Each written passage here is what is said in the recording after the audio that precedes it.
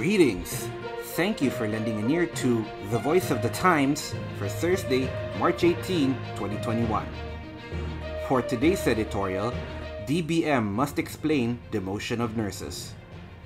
We have in the recent past offered praise for the Department of Budget and Management, or the DBM, and Secretary Wendell Avisado for the agency's exemplary performance, particularly during these troubled times of the COVID-19 pandemic.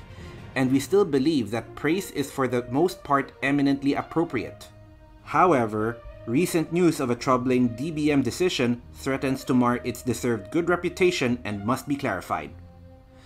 In a development that actually happened several months ago but only came to the public's attention last week, the DBM has been accused of demoting government nurses through reclassifying their pay grades.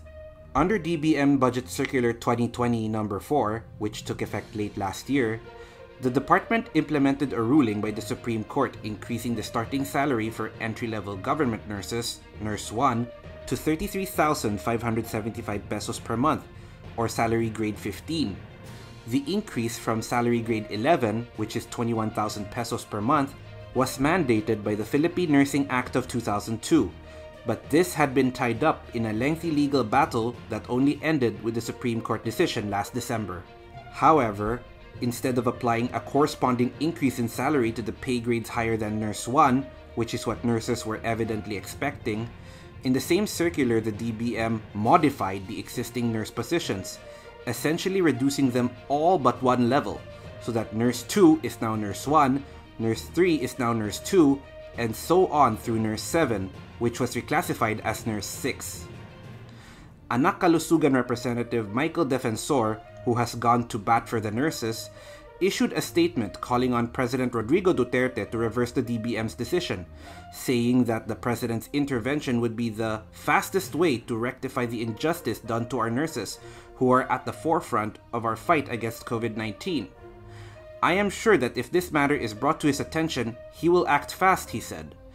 Defensor criticized the DBM for downgrading the nurse positions at a critical time when the country is battling a crippling pandemic, and explained that even though the decision could probably be corrected through new legislation or the filing of a court case, a resolution might take years as opposed to immediately if the president stepped in. Defensor offered a possible explanation for the DBM's decision. Apparently, the DBM wanted to avoid upgrading the pay levels of senior nurses to save money by demoting them but maintaining their salary grades so that they don't suffer a pay diminution, which the law prohibits, he said. While acknowledging the DBM's initiative to exercise frugality during a time of obvious economic stress is appropriate, Defensor suggested that expenses should be cut in other areas instead of in salaries. Cuts should be on non-essential expenses like travel, for which there is 18 billion pesos in the 2021 budget, training and scholarship, for which there is an allocation of 39 billion pesos, donations at 50 billion pesos, and supplies and materials at 158 billion pesos, he said in his statement.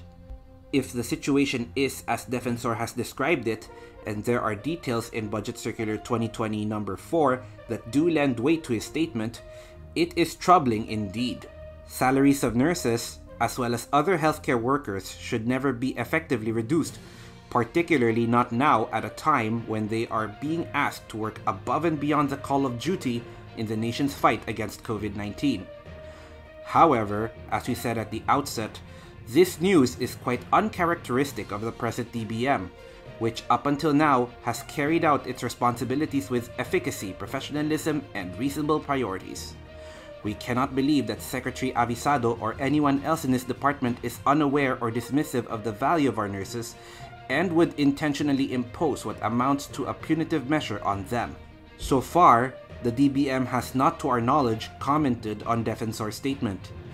As it is a very serious allegation, we would strongly urge the DBM to do so, and we would certainly ensure that any such explanation is given prominent exposure for the benefit of the public.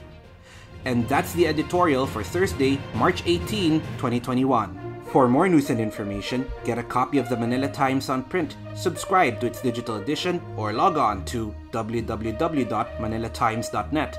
Follow us on Twitter, Facebook, or Instagram, and listen to the Voice of the Times.